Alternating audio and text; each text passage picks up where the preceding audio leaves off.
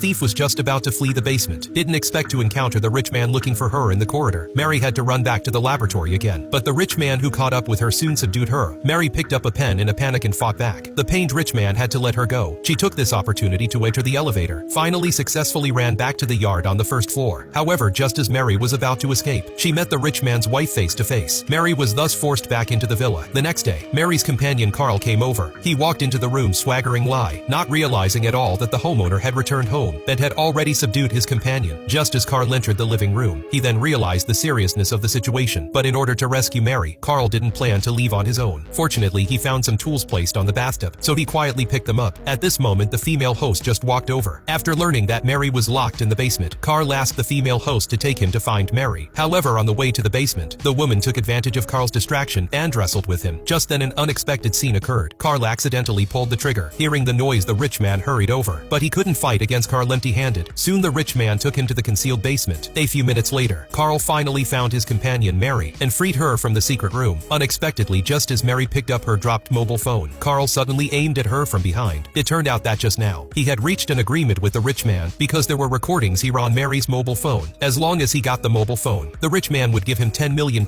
in cash. The rich man also walked over at this moment and asked Mary to hand over the mobile phone, but an accident happened. The monster in the laboratory suddenly attacked Carl. Mary took advantage of the chaos and ran out. Having lost his usefulness, Carl got what he deserved. Hearing the noise behind her, Mary took the initiative to go back and found the rich man, then handed over the mobile phone and begged him to let her go. However, just as the rich man got the mobile phone, he suddenly felt dizzy. It turned out that when she came back just now, Mary had stuck a sleeping pill on the back of the mobile phone. She pushed the rich man into the laboratory and locked the door tightly. With her strong will to survive, Mary finally escaped. The movie ends here.